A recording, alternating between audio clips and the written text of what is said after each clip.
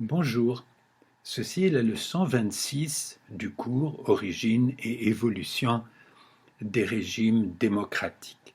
Nous sommes dans la troisième partie de ce cours qui porte sur les difficultés des régimes démocratiques contemporains. Nous avons vu que ces difficultés tiennent aux contraintes des relations internationales, à la complexité des décisions qui doivent être prises par les institutions politiques, aux excès de l'état de droit, à l'influence des inégalités économiques sur les décisions politiques et au dysfonctionnement du gouvernement par délégation. C'est sur ce problème que va porter cette leçon et les deux leçons suivantes. Je pense que la façon dont se fait la délégation dans un gouvernement par délégation a une grande importance, que le bon fonctionnement d'une démocratie, ça dépend du faible niveau d'inégalité dans la population, du niveau d'éducation de la population, de la culture et des valeurs, éventuellement des vertus des citoyens et des gouvernants. Je pense que ça dépend aussi d'institutions bien ou mal faites. Je crois que j'accepte d'être classé parmi les gens qu'on considère comme des institutionnalistes dans la discipline, dans le domaine des études politiques. Pour faire une analogie que j'ai peut-être déjà faite dans ce cours, je ne m'en souviens plus, pour améliorer la sécurité sur les routes, on peut exhorter les conducteurs à la prudence, mais il faut aussi améliorer la signalisation sur les routes, aménager le code de la route, améliorer éventuellement le code de la route, imposer des ceintures de sécurité dans les voitures, des choses comme ça. De la même façon, je pense qu'il ne suffit pas d'exhorter les citoyens à être de bons citoyens qui se mobilisent, qui vont voter, qui votent pour les bonnes orientations politiques. Il faut faire des institutions qui permettent à des décisions d'être prises comme il faut et de respecter le principe de l'égalité des citoyens. Comment peut-on juger que des institutions démocratiques sont bien faites? Alors, en première approximation, les gens qui partent de l'étymologie du mot démocratie vont nous dire il faut des gouvernants qui prennent des décisions conformes à la volonté du peuple. Je crois que j'ai déjà eu l'occasion de dire dans ce cours que la notion de volonté du peuple est parfois claire, parfois extrêmement floue et difficile à identifier sur toute une série de problèmes, il y a des quantités de questions sur lesquelles les décideurs politiques, les législateurs doivent se prononcer et sur lesquels les simples citoyens n'ont vraiment pas d'opinion. Et j'ai proposé déjà dans ce cours une définition plus modeste et plus facile à appliquer, qui est de considérer que dans un régime démocratique, les gouvernants doivent être obligés, ou au moins incités, à prendre des décisions en tenant compte également des préoccupations, des intérêts et des opinions de tous les gouvernés, et qu'ils doivent donc être sélectionnés et contrôlés d'une façon qui les oblige ou qui les encourage ou qui fasse qu'ils ont intérêt pour eux-mêmes, pour leur propre carrière, à agir ainsi. Il ne suffit pas d'exhorter les politiciens à la vertu, il faut les placer dans des situations où ils ont intérêt à prendre des décisions qui tiennent compte des préoccupations, des intérêts et des opinions de tous ceux qu'ils gouvernent. Et je pense, et je crois le montrer dans les leçons qui viennent, que on peut plus facilement répondre à la question « Comment peut-on faire ça ?» que à la question comment peut-on faire pour que les décisions des gouvernants soient conformes à la volonté du peuple? Pas que c'est plus difficile de répondre à la question comment avoir des gouvernants qui obéissent à la volonté du peuple, c'est moins difficile de répondre à la question comment avoir des gouvernants qui ont intérêt ou qui sont obligés de tenir compte dans leurs décisions des préoccupations et des intérêts de tous ceux qu'ils gouvernent. Et pour cela, je pense qu'il faut viser dans la conception, dans l'architecture des institutions politiques, il faut viser à réaliser ou à respecter deux critères, de faire un système de décision qui permet des prises de décision efficaces, notamment en évitant les effets Condorcet, dont nous avons parlé à la leçon 10. Beaucoup des discussions sur le fonctionnement des démocraties sont futiles ou floues ou ne débouchent pas sur des opinions fondées parce qu'elles sont tenues par des gens qui ne connaissent pas les effets de Condorcet, qui n'ont pas compris l'importance que ça a de faire des systèmes de décision qui ne peuvent pas empêcher complètement les effets Condorcet, mais qui limitent leur probabilité ou même qui évitent de créer des effets Condorcet. Des systèmes de décision, notamment des systèmes électoraux dont on peut montrer que c'est de nature à multiplier les effets Condorcet. Il faut donc un système de décision efficace. Et il faut que ce système de décision donne une influence politique égale ou pas trop inégale à tous les gouvernés sur les décisions des gouvernants. C'est-à-dire que ça ne permette pas aux gouvernants de décider soit purement et simplement en fonction de leur intérêt à eux, soit en fonction des intérêts de certains groupes soigneusement sélectionnés dans la population et d'ignorer les intérêts ou les préoccupations de tous les autres. Donc je rementionne ces deux critères parce qu'ils vont me guider pendant l'ensemble de la fin de ce cours. Il faut un système qui permet les prises de décision efficaces, notamment en évitant les effets Condorcet, et il faut un système qui donne une influence égale ou pas trop inégale à tous les gouvernés sur les décisions des gouvernants. C'est cela pratiquement qu'il faut essayer de viser quand on réfléchit à qu'est-ce qui est une bonne institution démocratique ou qu'est-ce qui est une institution démocratique défectueuse. Alors, nous avons vu déjà dans ce cours à plusieurs reprises pourquoi ces conditions sont mieux remplies dans les régimes parlementaires que dans les régimes présidentiels. J'ai fait allusion, je l'ai traité très souvent dans ce cours, je récapitule ces points. Quels sont les inconvénients des régimes présidentiels ou d'une façon générale des régimes de séparation des pouvoirs?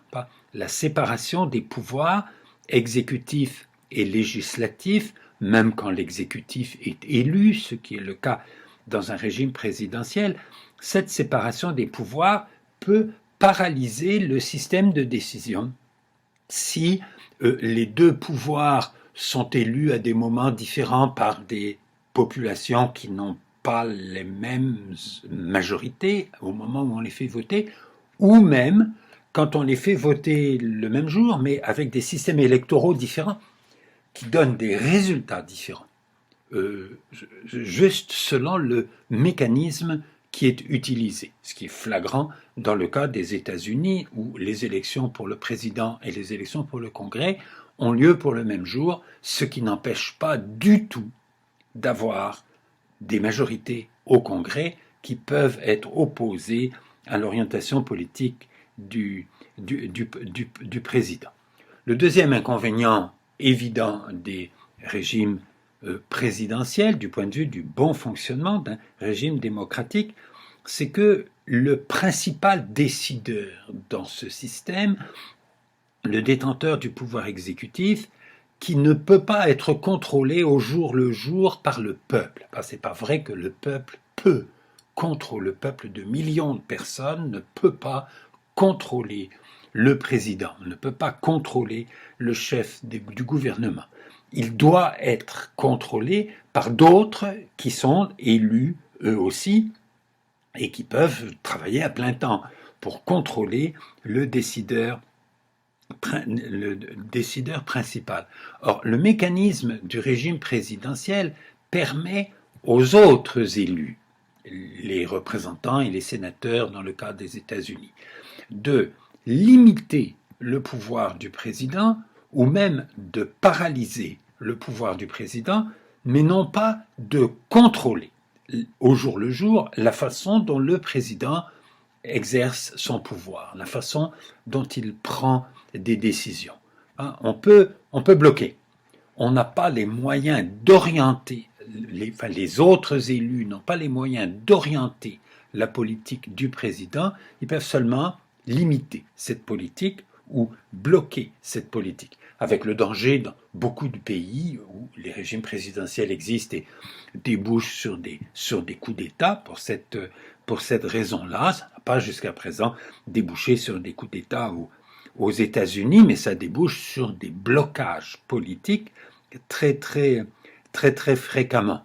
Et quand on contrôle le décideur politique principal, il faut pouvoir le changer assez facilement s'il ne fait plus l'affaire du tout, ce qui est extrêmement difficile dans un régime présidentiel. Et tout le mécanisme des élections à date fixe, pas dans la logique d'un régime présidentiel, le Congrès ou l'Assemblée, quel que soit son nom, ne peut pas renverser le président, comme dans un régime parlementaire, et le président ne peut pas dissoudre le Congrès et tenir de nouvelles élections. Donc on a un système d'élections à date fixe qui peut être conçu de façon extraordinairement rigide, ce qui, en cas de crise ou en cas de guerre extérieure, peut créer une situation extrêmement grave. Nous avons vu que dans le cas des États-Unis, en 1860 et 1861, la rigidité du calendrier électoral a une responsabilité énorme dans la catastrophe politique qu'a été la guerre civile aux États-Unis. Alors, on peut faire des régimes présidentiels qui évitent certains des inconvénients du régime présidentiel fondateur, pas du régime présidentiel modèle, le régime présidentiel américain, qui est archaïque et qui, à cet égard, peut être moins bon que des variantes plus modernes. Notamment, on peut supprimer la rigidité du calendrier électoral. Je vous ai déjà mentionné la Constitution française de 1848 qui fait un régime présidentiel avec, en cas de mort ou de démission du président, l'Assemblée a élu un vice-président dont la seule fonction est d'assurer l'intérim jusqu'à une nouvelle élection présidentielle. Quand un président cesse d'exercer le pouvoir, on n'a pas cette rigidité américaine qu'il faut le remplacer par son vice-président jusqu'à la prochaine élection présidentielle, qu'on fait une nouvelle élection, et puis voilà, et on a un nouveau vrai président élu réellement. On peut faire ça dans un régime présidentiel. Il suffit de faire moins de rigidité pour les dates d'élection. On peut aussi ne pas imiter l'élection du président des États-Unis avec le système des grands électeurs. D'ailleurs, la plupart des autres régimes présidentiels aujourd'hui en Amérique latine ne font pas cette erreur. Les élections primaires ont pour conséquence de favoriser les extrémistes. C'est quelque chose qu'il faut bien comprendre, c'est que s'emparer de la candidature dans un parti est moins difficile que de s'emparer de la majorité dans l'ensemble de la population. Et si les deux partis ont un système imposé de primaires, ce qui est le cas aux États-Unis, ce sont des extrémistes qui peuvent, ou des minoritaires, des gens minoritaires dans le parti, qui peuvent s'emparer de la candidature du parti à la présidence. Les Américains se retrouvent parfois avec des choix extrêmement bizarres. On nous dit c'est la démocratie, mais en fait, l'essentiel de la décision a été prise avant que le peuple vote. Il y a une illusion de démocratie de l'élection primaire. Les élections primaires, puis il y a un calendrier des élections primaires, elles n'ont pas lieu toutes en même temps, donc celles qui ont lieu d'abord influencent les chances des candidats pour les élections suivantes, etc. C'est un terrain de jeu absolument extraordinaire pour des stratèges politiques, c'est absolument extraordinaire pour manipuler la volonté du peuple. Si on pense que la volonté du peuple existe, c'est une façon d'exprimer la volonté du peuple qui est extrêmement défectueuse. À cet égard, on peut faire, par exemple, des élections à 2 tours. Ça se fait au Chili. Le Chili a des institutions présidentielles presque bien faites aujourd'hui. Les autres régimes en Amérique latine, je ne les ai pas regardés tous en détail. On peut limiter beaucoup certains des défauts du régime présidentiel américain en introduisant moins de rigidité dans le système. On peut aussi faire des élections législatives à la proportionnelle. Le régime parlementaire accepte volontiers qu'il y ait des majorités très cohérentes dans le Parlement. C'est même plutôt une bonne chose la plupart du temps. Dans un régime présidentiel, il n'est pas souhaitable qu'il y ait des majorités très cohérentes dans un Parlement. Et aux États-Unis, le système arrive à fonctionner avec beaucoup de difficultés parce qu'il y a peu de discipline de parti et parce que donc le Congrès a du mal à bloquer le président. Le président a du mal à faire voter ses projets de loi par le Congrès a du mal à bloquer systématiquement le président sur tous les sujets à cause du défaut de la discipline de parti. Ce qui a pour contrepartie le pouvoir énorme des lobbies, des groupes d'intérêt. L'influence sur les parlementaires est beaucoup plus efficace à cause de l'absence ou au moins la faiblesse de la discipline de parti. D'une certaine façon, dans un régime présidentiel, la représentation proportionnelle que l'on accuse parfois de faire obstacle à la possibilité de majorité dans un régime parlementaire. Je rediscuterai cette question très longuement dans la prochaine leçon. Mais cette critique qui est une critique sérieuse, qui est une critique qu'il faut aborder et discuter sérieusement quand on parle de la façon d'élire des parlements dans un régime parlementaire. Dans un régime présidentiel, avoir une représentation proportionnelle, ça peut être une assez bonne chose parce que les majorités multiples qui sont possibles dans une assemblée où il y a beaucoup plus que 2 partis politiques, ça devrait faciliter le gouvernement par le président et ça devrait diminuer le risque de blocage par opposition entre l'Assemblée et l'exécutif. Et donc tous les défauts qu'on impute à la représentation proportionnelle quand on discute des modes de scrutin dans les régimes parlementaires, ça devient plutôt des qualités. Dans le cas des régimes d'un régime présidentiel. Là aussi, au Chili, il y a un système de représentation proportionnelle, ce qui permet à un régime présidentiel de fonctionner aujourd'hui, je crois, moins mal qu'aux États-Unis. Quels sont les avantages des régimes parlementaires? Là aussi, je vais répéter des choses que j'ai dites souvent, mais qu'il est bon de répéter. Le régime parlementaire comporte moins de risques de blocage par opposition entre l'exécutif et le législatif, puisque le législatif désigne l'exécutif et l'exécutif a une autorité très grande à l'égard du législatif. Il peut y avoir de l'impuissance par dispersion des partis dans le législatif et donc incohérence des majorités et difficulté à faire durer les gouvernements très longtemps. Nous verrons plus tard que cet inconvénient, il peut être évité assez facilement.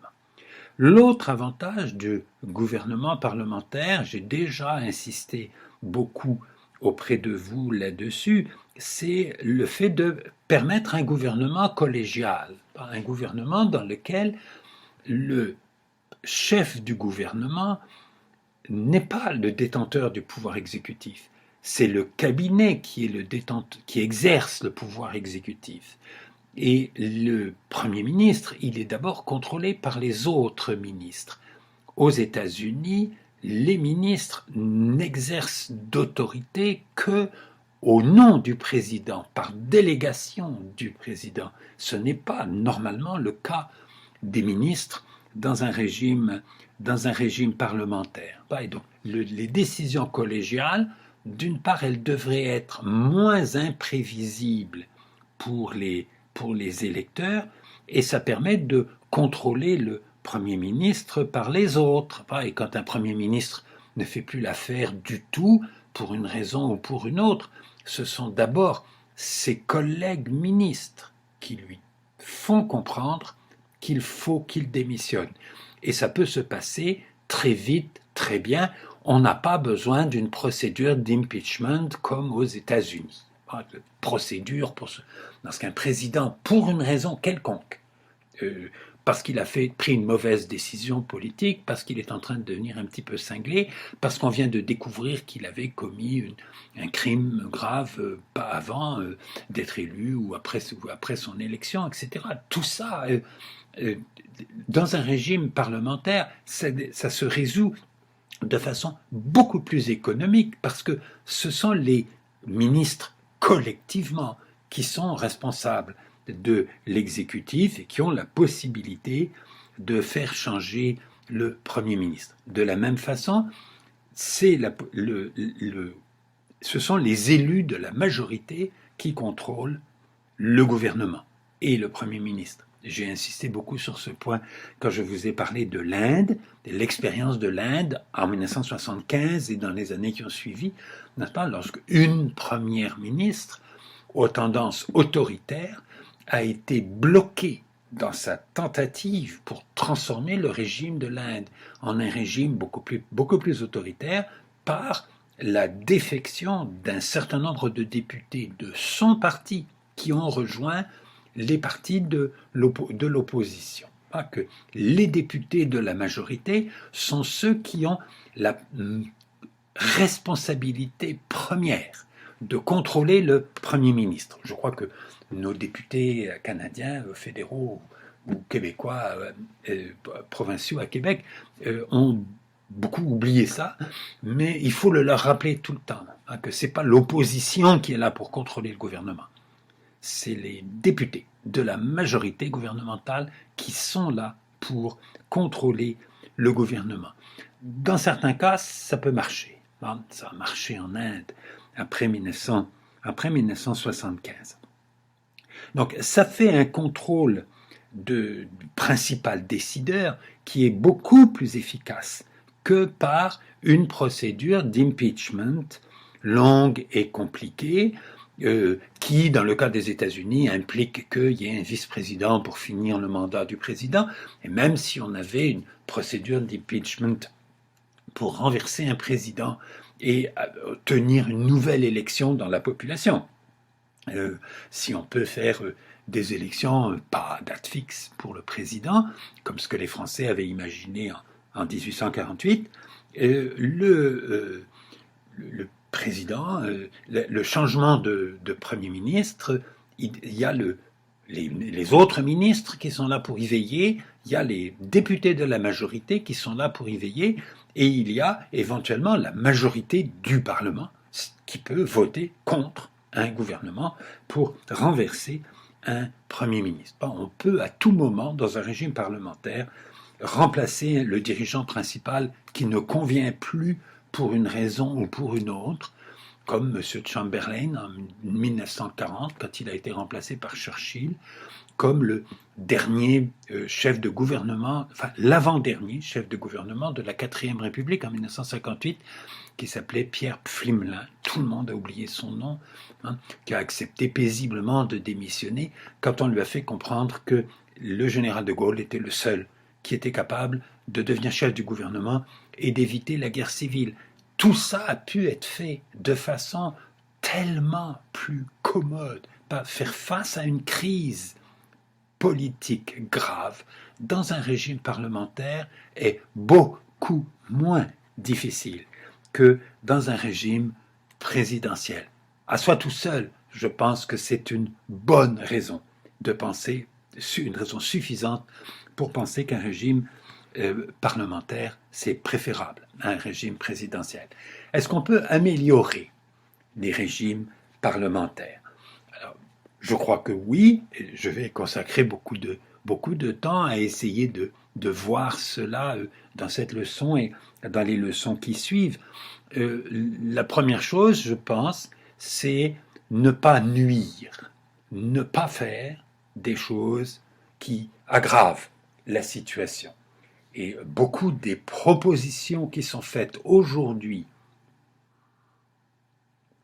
pour améliorer nos institutions politiques seraient de nature à, non pas à les améliorer, mais à les dégrader. Et elles sont souvent inspirées par l'idée que les régimes parlementaires devraient ressembler plus à un régime présidentiel, qu'un Premier ministre devrait ressembler plus à un président des États-Unis. Ça, je crois, c'est l'erreur grave qu'il ne faut pas commettre dans les régimes parlementaires. Alors, il faut garder dans un régime parlementaire la possibilité de dissoudre une assemblée. L'impossibilité de dissoudre l'assemblée est une des règles, des caractéristiques de base du régime présidentiel.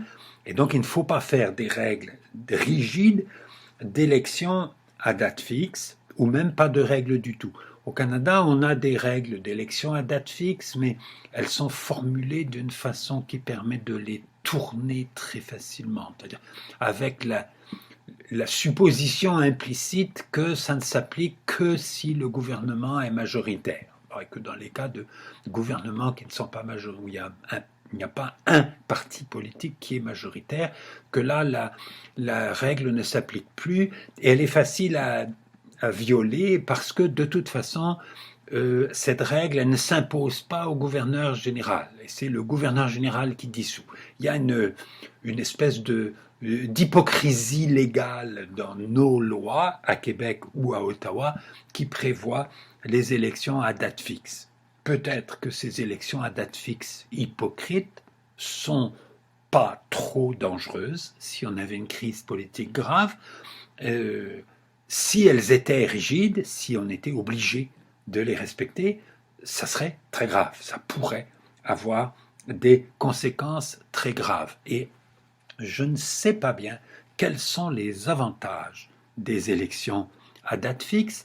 Et même s'il n'y a pas de crise grave pour laquelle pouvoir dissoudre une assemblée, c'est vraiment très utile, pour permettre au peuple de se prononcer sur l'issue qui est souhaitable pour la crise en question. La dissolution d'une assemblée n'est pas une mesure antidémocratique. C'est au contraire une mesure qui consiste à faire appel au peuple pour renommer une nouvelle assemblée pour faire face à la nouvelle situation qui s'est présentée et à laquelle l'ancienne assemblée avait du mal à faire face. C'est ça la logique de la dissolution. Il peut y avoir des gouvernements dans certains pays qui ont abusé du pouvoir de dissolution, mais l'existence du pouvoir de dissolution n'est pas du tout en soi quelque chose qui est contraire au principe de la démocratie. Et même s'il n'y a pas de crise grave, si on n'a pas besoin de faire de dissolution pour sortir d'une crise politique grave, les élections à date fixe, ça a toujours un inconvénient que nous allons découvrir de plus en plus et qu'on observe aux États-Unis de façon flagrante, et dans une certaine mesure aussi en France, c'est de faire des campagnes électorales interminables. pas d'avoir un pays où la classe politique est perpétuellement en train de se préoccuper de son positionnement en fonction de la prochaine élection, dans 1 an, dans 2 ans, etc. Parce qu'on connaît exactement la date. Si on ne connaît pas exactement la date, c'est plus difficile de faire ça. Le Canada, moi-même né en France et venu au Canada, une des choses que j'ai trouvées admirables et vraiment réussies au Canada dans le fonctionnement des institutions politiques pendant longtemps, c'était que les campagnes électorales étaient très courtes. Les campagnes électorales durent 4 semaines, 5 semaines, et ça suffit largement. Dans les élections, on ne peut pas empêcher les politiciens de faire campagne. Mais il est bon que les citoyens votent non pas en fonction du talent des candidats pour faire campagne, mais en fonction de ce qu'ils savent de la performance passée de ces candidats ou de leur parti, que ce soit le parti au gouvernement sortant ou les partis qui sont dans l'opposition mais qui ont déjà été au gouvernement dans le passé. Il vaut beaucoup mieux se déterminer son vote à partir de ces critères-là qu'à partir des habiletés, des réussites spectaculaires faites par tel ou tel candidat pendant une campagne électorale.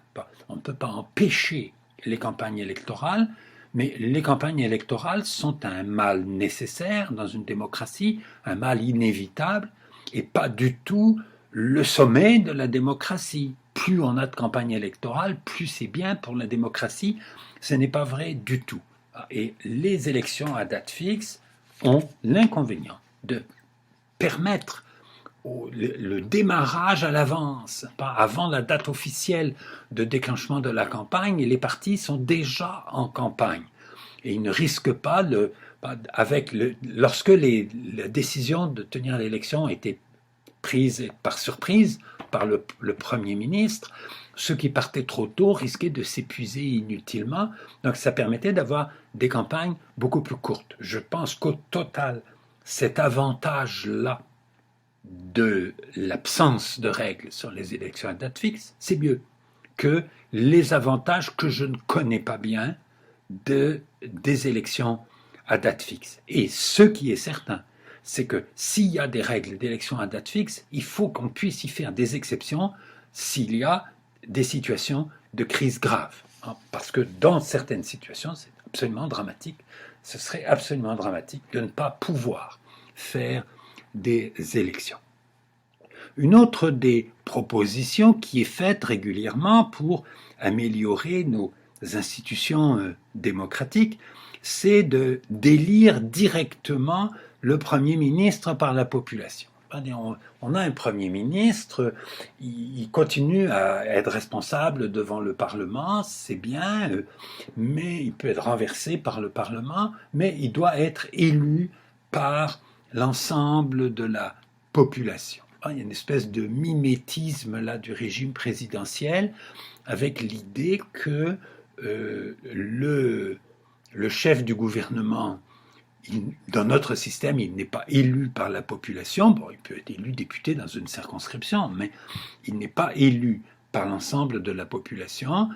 La population choisit le chef du gouvernement de façon indirecte en votant pour suffisamment de députés pour que ce chef de gouvernement devienne chef de gouvernement. Et en contrepartie, d'ailleurs, les députés gardent la possibilité de contrôler ce chef de gouvernement, pas seulement de le limiter ou de le paralyser comme dans un système présidentiel. Alors, il y a régulièrement des gens qui disent « ce type, le Premier ministre, il est tellement plus important que les autres, ça serait normal qu'il soit élu directement par le peuple ». Alors, je pense que c'est une très mauvaise idée, parce que ça interdirait beaucoup plus de rigidité dans le système.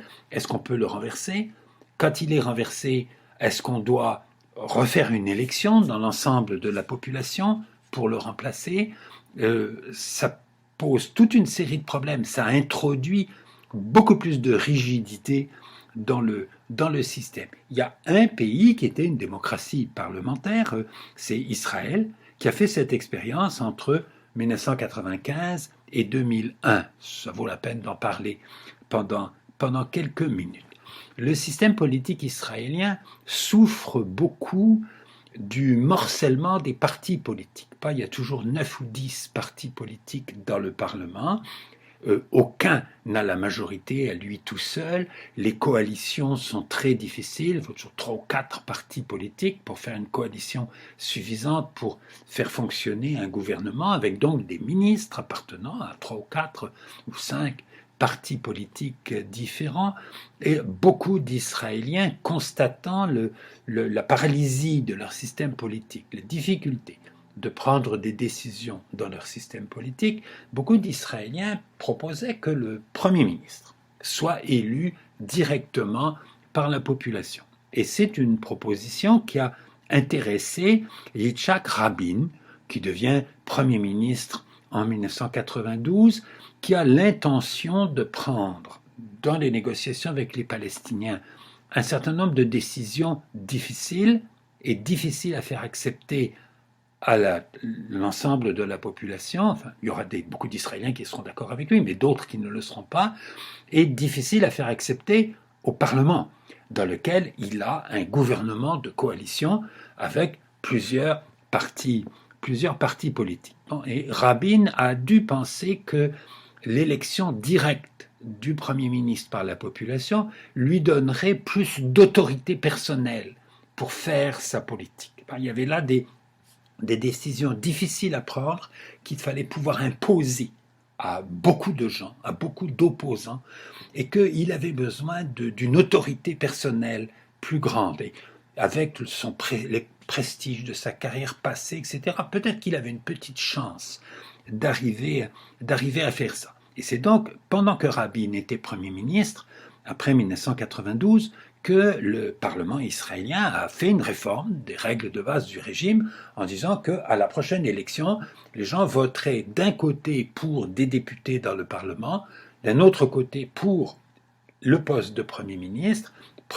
qui resterait responsable devant le Parlement, qui continuerait à avoir besoin de faire une coalition pour avoir une majorité dans le Parlement. Le résultat que ça a donné, c'est que Rabin a été assassiné en 1995, donc on ne peut pas savoir, et les élections ont eu lieu en 1996, on ne peut pas savoir si effectivement le calcul de Rabin, que ça lui donnerait plus d'autorité pour faire sa politique, si ça aurait marché. L'élection a eu lieu. Les deux candidats au poste de Premier ministre, c'était Pérez, le candidat du Parti travailliste, qui avait succédé à Rabin à la tête du Parti travailliste, et qui était un homme qui avait beaucoup moins d'autorité que lui, et Netanyahou, le leader du Likoud, le parti ultranationaliste de droite. Et aux élections de 1996, c'est Netanyahou qui a gagné pour le poste de Premier ministre. Et il s'est passé quelque chose qui finalement n'est pas étonnant, ou était presque prévisible, c'est que les électeurs israéliens, qui sont très très divisés en un très grand nombre de tendances, d'où les 9 ou 10 partis politiques qui ont des sièges dans le Parlement avec une élection à la représentation proportionnelle.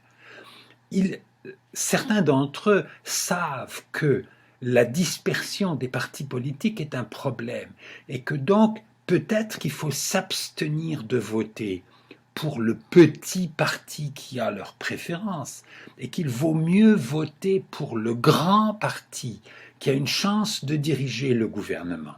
C'est comme ça que ça fonctionnait avant 1996. Mais en 1996, ayant voté pour le Premier ministre qu'il croit le meilleur, les électeurs se disent maintenant on peut voter complètement comme on veut pour les partis politiques qui sont les plus qui correspondent le plus à nos petites préférences personnelles. Ce qui fait que le Parlement israélien s'est retrouvé encore plus morcelé. Et comme le Premier ministre était responsable devant ce Parlement, finalement, ça n'a rien amélioré du tout à l'autorité du Premier ministre, ni à la capacité du système politique de prendre des décisions plus audacieuses. Il y a donc eu une élection en 96 qui a été tenue selon ce système, avec élection séparée du Premier ministre et des députés. Il y a eu une autre élection sur le même modèle en 1999. Le Premier ministre élu en 1999 a démissionné à la fin de l'année 2000 et il y a eu des élections seulement pour le poste de Premier ministre en 2001 et ensuite ce système d'élections séparées entre le Parlement et le Premier ministre a été abandonné. Je ne sais pas si on peut faire une élection directe du Premier ministre dans un système parlementaire en ayant un système qui fonctionne mieux qu'en Israël. Je pense que ce n'est pas une bonne idée. Que le Premier ministre, c'est celui qui est capable d'avoir une majorité dans un Parlement, c'est celui que le Parlement peut faire démissionner pour le remplacer par quelqu'un d'autre, si il cesse de faire l'affaire, s'il cesse d'être compétent ou satisfaisant. Une autre chose qu'il ne faut pas faire dans un régime parlementaire, c'est les mandats non renouvelables. Ça revient souvent, ça existe pour les régimes présidentiels, dans beaucoup de régimes présidentiels, le président, il y a des pays où le président ne peut faire qu'un mandat, il y a des pays où il peut en faire deux, et au cours du deuxième mandat, il sait qu'il ne pourra pas se présenter à l'élection suivante. Il y a des gens qui proposent que le nombre de mandats des députés soit limité. Il y a des gens qui proposent que les députés puissent faire un seul mandat. Je pense que ce sont des propositions malvenues. Les députés sont incités à tenir compte de leurs électeurs, non pas parce qu'ils ont été élus par eux, mais parce qu'ils espèrent être réélus. C'est l'attente de la réélection qui est la motivation à faire attention aux électeurs. Et tout système politique qui crée des positions élues dans lesquelles on n'est pas rééligible, c'est pas une bonne idée. Bon, on pourrait avoir un chef d'État non rééligible dans un système parlementaire où le chef d'État ne gouverne pas. Mais faire un Premier ministre non rééligible ou faire un président dans un régime présidentiel non rééligible, je pense que ce n'est pas une bonne idée. Ce n'est pas le moyen de faire en sorte que le décideur soit incité à tenir compte des préoccupations ou des intérêts des gens qu'il gouverne. Les gens qui ont été élus par des électeurs ne sont pas de ce fait même fidèles à ceux qui les ont élus. Ils disent qu'ils le sont évidemment, mais qu'est-ce qui les y oblige? Rien ne les y oblige. Ce qui les y incite, c'est l'espoir d'être réélus. Alors, il y a une réponse inverse à cette question, c'est de faire des procédures de destitution, de dire un élu qui commet une faute grave ou un élu qui trahit ses promesses à ses électeurs devrait pouvoir être destitué par les électeurs. Il existe dans certains États des États-Unis, dans certaines provinces canadiennes, il existe des procédures de ce type. Ça veut dire quoi? Ça veut dire que un député a été élu dans une circonscription et dans la circonscription, il y a beaucoup de gens qui sont mécontents de ce député et qui signent une pétition. S'il y a un nombre suffisant de signatures pour demander la destitution du député, on fait une nouvelle élection. Et le député contesté par cette minorité qui a signé la pétition peut se représenter, évidemment. Ça peut être une minorité qui veut l'embêter, c'est tout. Il peut au contraire avoir un soutien très fort dans la population et être menacé de destitution. En pratique, qu'est-ce que ça va donner? Qu'est-ce que ça peut donner? Organiser une procédure de destitution, c'est évidemment quelque chose de compliqué. il faut pas qu'il suffise qu'il y ait un tout petit nombre de signatures pour qu'on soit obligé perpétuellement d'obtenir de nouvelles élections, partout. Ça rendrait la vie politique complètement désorganisée, les citoyens deviendraient complètement indifférents à ce qui se passe, et la vie des députés serait empoisonnée tout le temps par des demandes de destitution. Il faut que ça soit une pétition avec un nombre suffisant de signatures pour demander la destitution d'un député. Les chiffres, ça dépend du nombre d'électeurs par circonscription, etc. Peu importe. Je ne sais pas quel est le bon chiffre. De toute façon, je n'ai pas besoin de le savoir parce que je pense qu'il ne faut pas faire ça. Mais je continue à réfléchir sur pourquoi il ne faut pas faire ça. Qui va pouvoir organiser une pétition contre tel député? Le parti ou les partis qui lui sont opposés, évidemment. Ces partis vont-ils demander la destitution d'un député parce qu'il est mauvais, parce qu'il fait mal son travail ou parce qu'il est un peu malhonnête? Probablement pas. Ils vont vouloir demander la destitution de ce député si ça leur permet de gagner l'élection pour le remplacer. Et donc, les députés qui seront exposés à des demandes de destitution ne seront pas les députés les plus infidèles à leurs promesses électorales, ou les plus malhonnêtes, ou les plus stupides, ou les plus incompétents. Ce seront les députés élus avec les marges les plus faibles.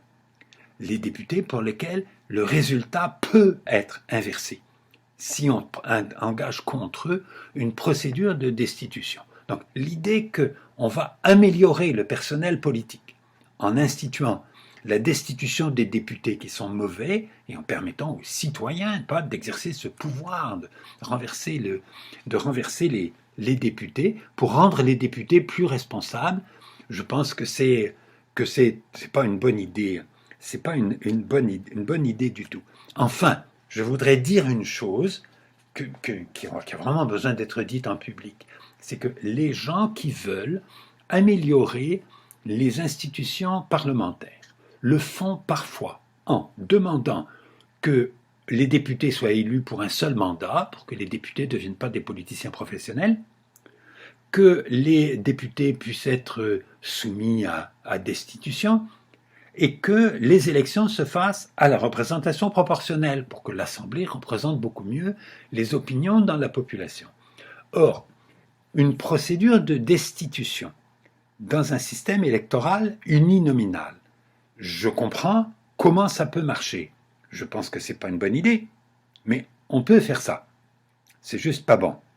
Alors que une procédure de destitution dans un système électoral proportionnel, c'est-à-dire dans lequel il y a 8 députés élus dans une circonscription, 3 d'un parti, 2 d'un autre parti, 2 d'un autre parti et 1 d'un quatrième parti. N'importe lequel de ces députés, si on engage une procédure de destitution contre lui, on peut avoir une majorité contre lui, puisque les députés ne sont plus élus à la majorité. Ils sont élus à la proportionnelle. Donc, si vous faites une procédure de destitution dans un système électoral proportionnel, vous risquez d'avoir l'annulation perpétuelle de la proportionnalité par les procédures de destitution. Ou alors, il faudrait, quand on a des raisons d'engager une procédure de destitution contre un des 8 députés, dans ma circonscription hypothétique où il y avait 8 élus, là, il faudrait que ça impose de refaire l'élection pour les 8. Et donc on intente une procédure de destitution contre un député, en fait pour embêter les autres. Enfin, je ne sais pas comment on peut faire une procédure de destitution dans un système politique où il y a une représentation proportionnelle. Ça n'empêche pas un certain nombre de gens en France à dire que pour améliorer les institutions démocratiques, il faut faire des élections à la proportionnelle et permettre aux citoyens d'avoir une procédure de destitution contre contre les députés. Alors, ça c'est ce qu'il ne faut pas faire. Hein. Qu'est-ce qu'on peut faire pour améliorer nos institutions parlementaires? Renforcer le caractère collégial du cabinet. Je pense qu'une des dérives des institutions parlementaires au cours des dernières années, des quelques dizaines d'années facilement, c'est la tendance à considérer que l'exécutif, c'est le Premier ministre, que les gens, à l'élection, ils ont voté pour un Premier ministre, ils ont voté pour un député, mais en fait, c'était un Premier ministre qu'ils choisissaient, et que le Premier ministre, il choisit les ministres, il les fait démissionner quand il veut, que les ministres sont des exécutants de la volonté du Premier ministre, et on apprend parfois qu'il y a un cabinet du Premier ministre, pas un cabinet personnel du Premier ministre, qui en fait contrôle les ministres et leur dit quoi faire, que le caractère collégial du gouvernement parlementaire, qui était, je pense, un des grands mérites du régime parlementaire pendant longtemps, ce caractère collégial s'est dégradé beaucoup. Et donc je pense que la loi ou la Constitution pourrait affirmer beaucoup plus explicitement la responsabilité collective des ministres pour toutes les décisions du gouvernement. Ne jamais avoir ce qu'on a eu il n'y a pas tellement longtemps à Québec, une ministre à qui on faisait des reproches sur je ne sais plus quel sujet et qui a dit « je n'ai que le pouvoir que me donne le Premier ministre ». Elle se considère vraiment que le pouvoir, il appartient au Premier ministre et qu'elle est seulement une exécutante c'était une ministre, c'est pour ça que je mets ça au féminin, que certains de ceux qui m'écoutent vont reconnaître de qui je parle, l'idée que les ministres ne sont que les exécutants de la volonté du Premier ministre. C'est le cas aux États-Unis. Les secrétaires aux États-Unis, le secrétaire à la Défense, le secrétaire aux Affaires étrangères, ils sont les exécutants de la volonté du président. Ils n'ont pas d'autorité personnelle, ils n'ont que l'autorité que leur donne le président. Les ministres dans un régime parlementaire, ils ont l'autorité du cabinet. Et ils sont responsables de leurs propres décisions, mais ils sont aussi responsables des décisions de leurs collègues. Pas parce que c'est une décision collective. Alors, une des façons de faire ça, je crois, de faire un gouvernement beaucoup plus collégial, dans lequel le Premier ministre est le coordonnateur d'une équipe, mais c'est l'équipe qui a l'autorité, et non pas le chef qui délègue à des ministres un certain nombre de domaines sous son propre contrôle. Une des façons de faire ça, je crois, ça serait de limiter par la loi ou dans la Constitution le nombre des ministres. Je crois que je vous ai déjà dit, quand je vous ai parlé de la Suisse, que le Conseil fédéral suisse a 7 membres. Et on se demande bien pourquoi il faut 27 ministres pour gouverner la province de Québec. La province de Québec a une population qui est à peu près la même que celle de la Suisse, et certaines des responsabilités, comme la défense nationale ou des choses comme ça, le gouvernement du Québec n'a pas du tout ces responsabilités-là. Comment se fait-il que la Suisse puisse être gouvernée par 7 personnes et qu'il faut 27 ministres à Québec? La réponse, je crois, elle est la suivante, c'est que le Premier ministre est d'autant plus fort qu'il a plus de ministres. L'augmentation du nombre de ministres diminue le poids de chacun d'entre eux face au Premier ministre. Certains postes de ministres sont juste des récompenses données à certains députés. Il y a des personnalités dont on veut pour l'élection, ça fait bien, et on leur promet un poste de ministre, et un député qui ne devient jamais ministre, c'est moche, et donc le Premier ministre a intérêt à augmenter le nombre de ministres. Ça augmente son pouvoir personnel dans le gouvernement, ça ne le diminue pas. Est-ce que ça augmente l'efficacité du gouvernement? J'en doute vivement. Ça améliore le moral des députés, des simples députés qui ont l'espoir d'être ministres, avec ce phénomène tout à fait choquant que nous observons régulièrement au Québec, où des gens se font élire députés, et puis une fois élus députés, ils se rendent compte qu'ils ne seront pas ministres, soit parce que leur parti n'a pas gagné l'élection, soit parce qu'on ne les nomme pas ministres, et qui démissionnent tout de suite de leur poste de député, parce qu'ils voulaient juste être ministres. Je trouve que c'est quelque chose de très choquant, ça dévalorise le Parlement, le rôle des législateurs dans le Parlement, ça dévalorise le rôle des ministres et le poids du gouvernement comme système de décision collégiale. Peut-être qu'on pourrait faire un système dans lequel la loi dirait qu'il y a un nombre limité de ministres, comme il y a un nombre limité de conseillers fédéraux en Suisse, et que les ministres ils sont nommés par le chef d'État sur proposition du Premier ministre, mais que le Premier ministre ne peut pas faire démissionner un ministre, qu'un ministre ne peut démissionner que si l'Assemblée l'oblige à démissionner, et que le Premier ministre, les remaniements ministériels dans lesquels le Premier ministre change de ministre, etc., nous avons tendance, et nos commentateurs politiques ont tendance à penser que ça fait partie des commodités du gouvernement pour un Premier ministre. Je pense que ce sont des pratiques qui diminuent tout le temps le caractère collégial d'un gouvernement parlementaire et que c'est regrettable de faire diminuer ce caractère collégial. Il est évidemment à peu près impossible d'interdire à un ministre de démissionner. Il peut avoir des raisons sérieuses de démissionner. Et donc, c'est difficile à codifier. Et peut-être qu'il ne faut pas essayer de faire ça. Peut-être qu'on peut limiter le nombre des ministres. Ça serait une bonne chose. Ce qu'on peut faire au moins, c'est diffuser dans la population que ça serait mieux d'avoir moins de ministres. Que pour que le système de décision fonctionne mieux, pour que le Premier ministre soit mieux contrôlé par les autres ministres, parce qu'il a besoin de l'être, il vaut mieux qu'il y ait moins de ministres, on sera mieux gouverné. Si cette idée se répandait dans la population, ça serait utile. Et on peut peut-être essayer de faire des règles pour aller dans cette direction. Enfin, l'autre façon de faire un gouvernement vraiment collégial, c'est de faire des gouvernements de coalition. C'est de faire des gouvernements dans lesquels tous les ministres n'appartiennent pas au même parti.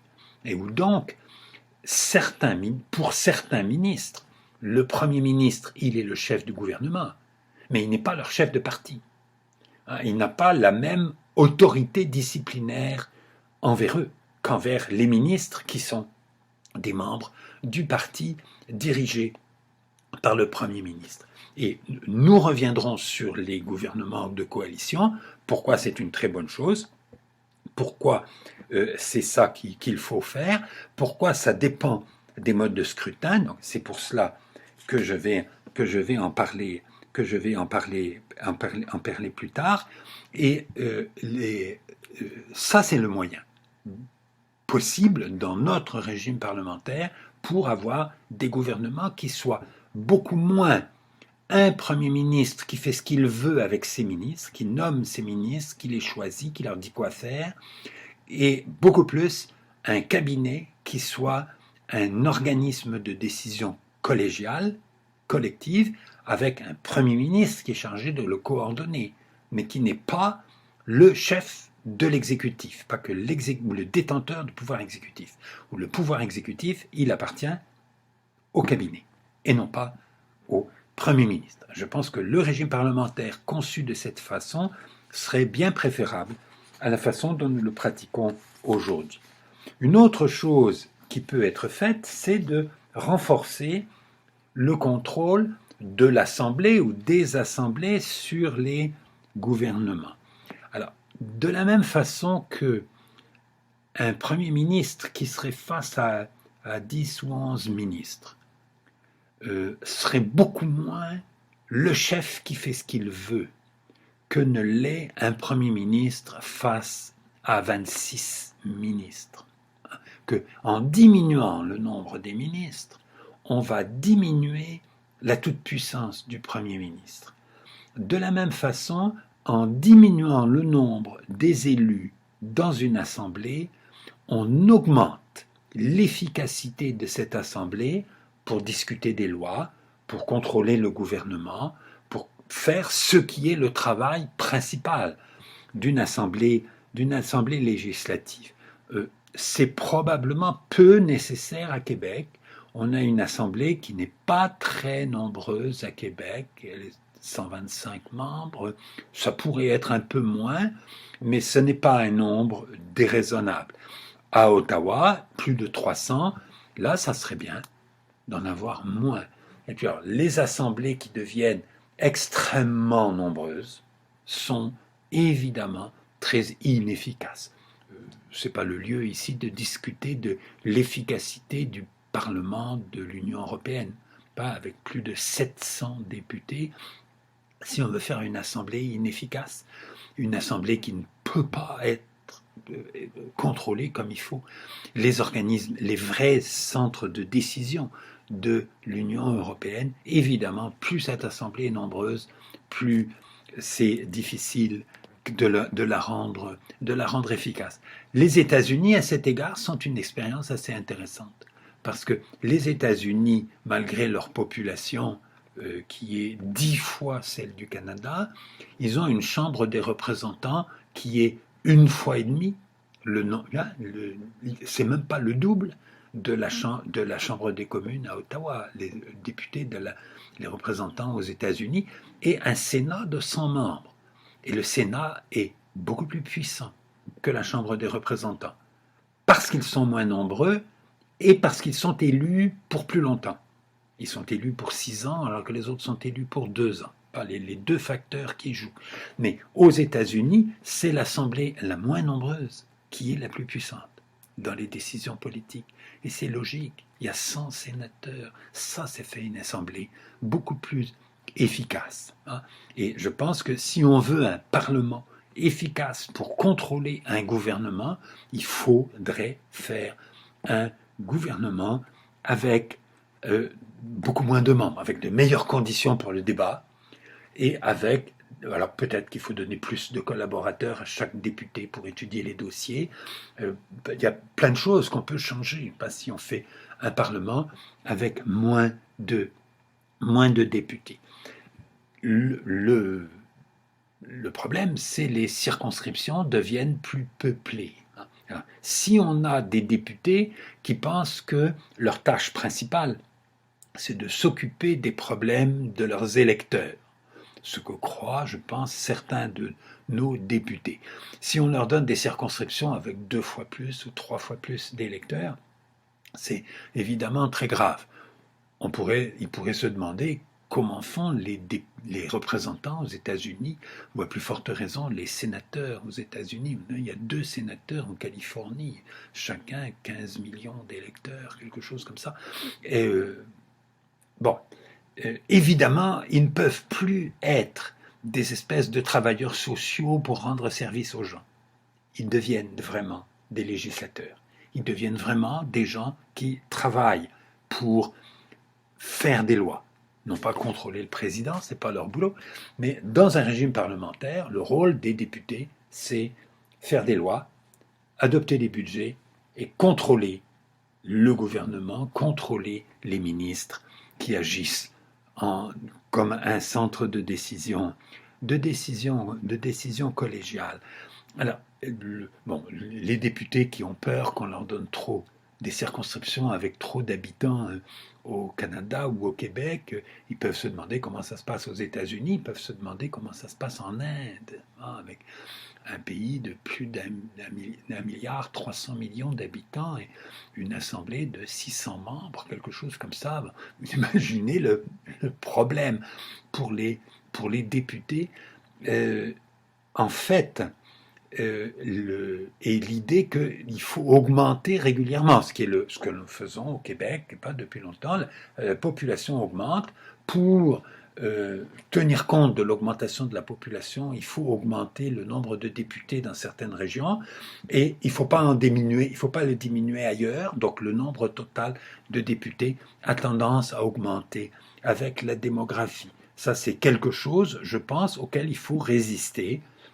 Avoir des assemblées moins nombreuses serait préférable. Et c'est très difficile à faire. Parce que c'est très difficile de faire voter une assemblée pour diminuer le nombre de ses propres membres, parce qu'il y a quelques-uns là qui savent qu'ils pourront pas continuer à faire le même métier. Il y a eu une expérience intéressante que je n'ai pas étudiée en Ontario à partir de 1999. En 1999, il y a eu un premier ministre extrêmement autoritaire en Ontario qui a réduit le nombre des membres de l'Assemblée provinciale de 130 à 103.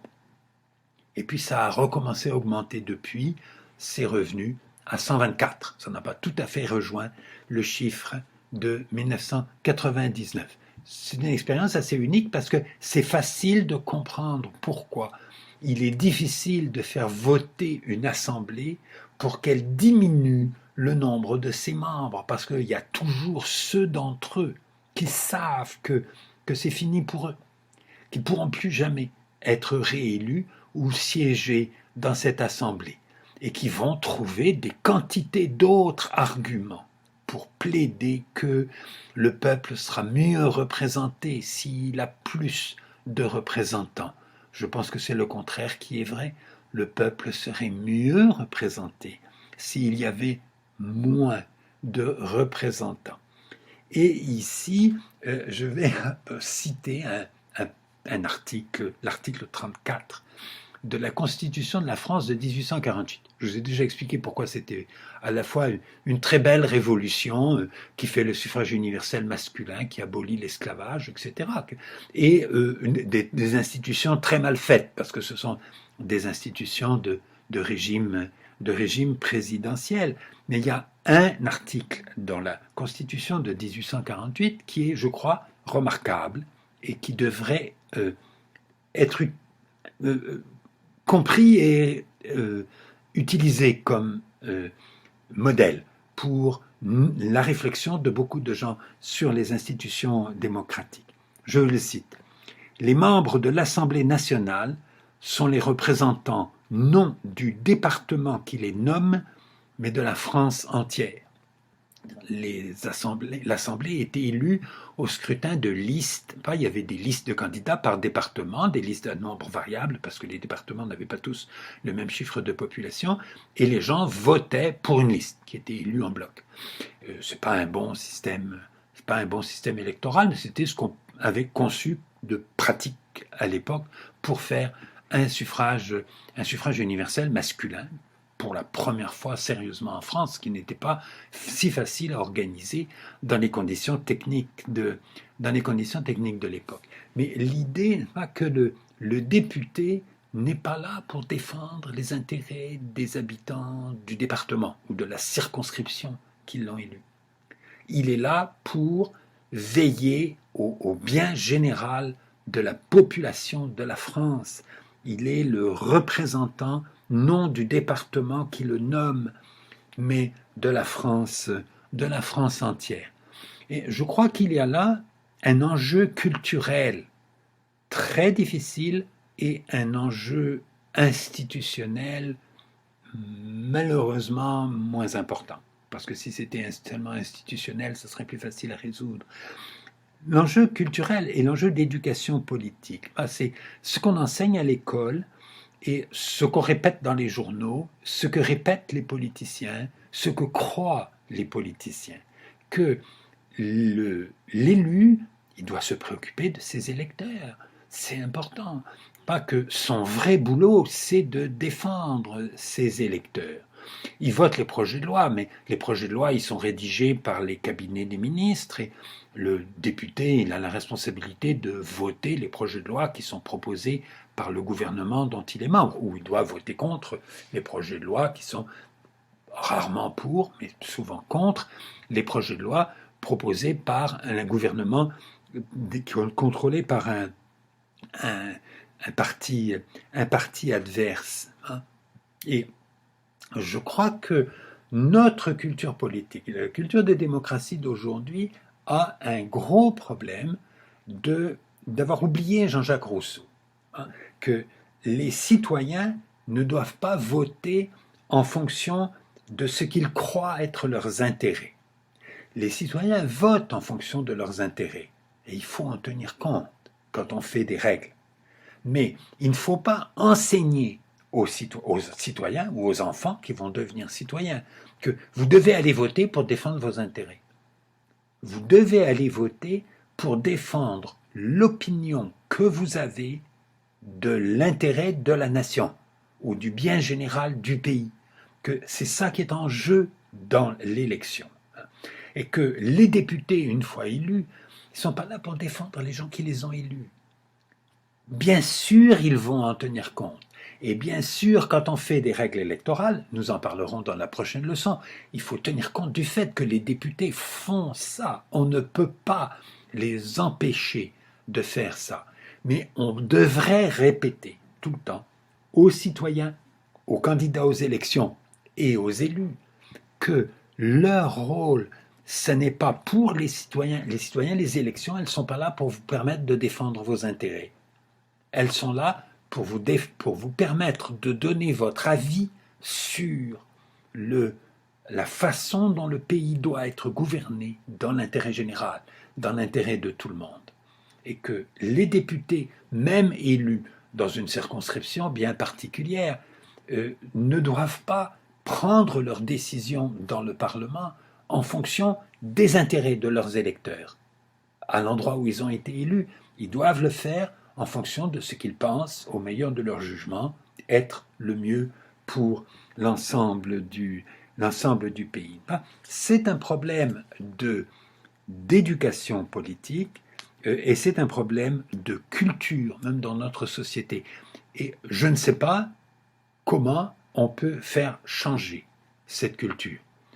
Je peux le dire, ce que je pense sur ce point. Je suis persuadé que ce que je dis maintenant est important. Ma capacité à me faire entendre par l'ensemble de mes contemporains ou de mes concitoyens dans le pays, quand même passablement démocratique dans lequel je vis, la capacité à me faire entendre, elle est malheureusement très faible. Tout cela est très difficile à changer et je ne sais pas comment faire.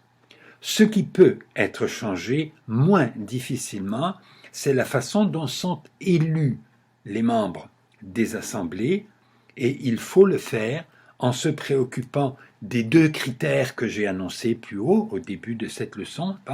Il faut élire une assemblée d'une façon qui permet les prises de décision efficaces, notamment en évitant les effets Condorcet. Les citoyens ont le droit de ne pas savoir qu'est-ce que c'est un paradoxe de Condorcet, mais les gens qui font des réformes des lois électorales devraient minimalement le savoir et comprendre pourquoi c'est important. Donc, il faut faire des règles pour les élections des assemblées qui permettent la prise de décision efficace, et il faut faire des règles qui donnent une influence égale ou pas trop inégale à tous les électeurs sur les décisions des assemblées qui votent les lois et contrôlent les gouvernements. C'est la question que je vais poser à propos des différents modes de scrutin, et nous verrons que si on aborde de cette façon la question de qu'est-ce qui est un bon mode de scrutin, qu'est-ce qui est un mauvais mode de scrutin, ou un moins bon mode de scrutin, ou un mauvais et un moins mauvais mode de scrutin, pour élire une assemblée dans un régime parlementaire, si on aborde cette question en tenant compte de ces deux critères, la possibilité de décision efficace en ayant compris qu'est-ce que c'est un effet Condorcet, et la nécessité de donner, ou l'exigence de donner une influence égale ou le moins inégale possible à tous les électeurs, que les systèmes électoraux que nous étudions, que nous utilisons actuellement, sont gravement défectueux de ces deux points de vue-là et pourraient être améliorés à première vue assez facilement. C'est assez facile, si on comprend comment ça marche, de voir qu'est-ce qui peut être fait de mieux. Ce que je vous montrerai dans les 2 leçons qui restent. Je vous remercie de votre attention.